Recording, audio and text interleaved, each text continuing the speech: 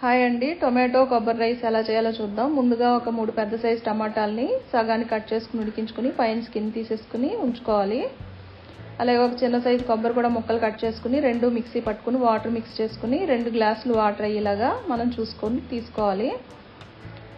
అలాగే కుక్కర్ పెట్టుకొని ఒక 5 టేబుల్ స్పూన్ల ఆయిల్ వేసుకొని అది హీట్ అయిన తర్వాత రా మసాలా వేసుకోవాలి. స్టార్ ఫ్లవర్, అనాసపు, అలాగే ఒక 7 యాలకులు, 1 టీ స్పూన్ వచ్చి షాజీరా, కొంచెం బిర్యానీ ఆకు, 3 మరాఠీ మొగ్గలు, అలాగే ఒక 12 లవంగాలు, ఒక 3 ఇంచుల దాల్చిన చెక్క కూడా వేసుకున్నాను.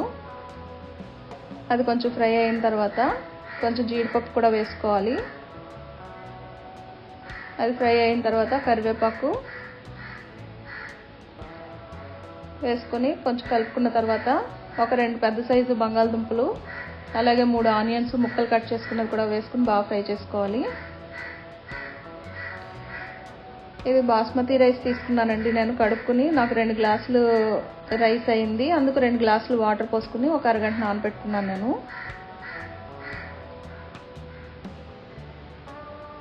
తర్వాత 2 చిన్న సైజు క్యారెట్లు, అలాగే ఒక 8 పచ్చిమిర్చి కట్ చేసుకుని క్యారెట్ ముక్కలు కట్ చేసుకుని 2 కూడా వేసుకోవాలి. తర్వాత ఒక హాఫ్ కప్పు వచ్చి పచ్చి బఠానీ కూడా వేసుకోవాలి.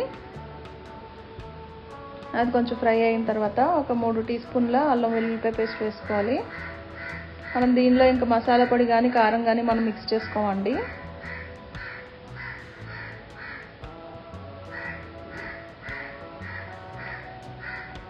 అది కొంచెం ఫ్రై అయిన తర్వాత సరిపడినంత ఉప్పు వేసుకోవాలి. నేను ఒక 3.5 టీ స్పూన్లు పట్టింది నాకు. మీరు టేస్ట్ చేసి దాన్ని బట్టి మనం టేస్ట్ చూసుకుని వేసుకోవచ్చు.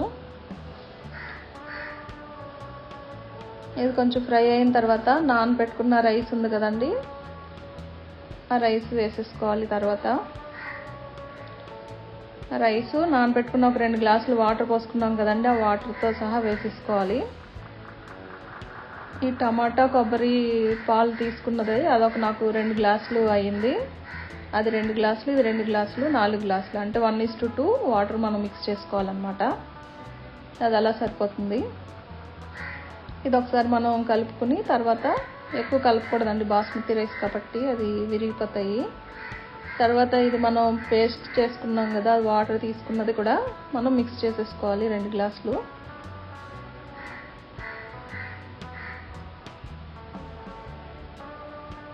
ఇది పిల్లల లంచ్ బాక్స్లోకి బాగుంటుంది,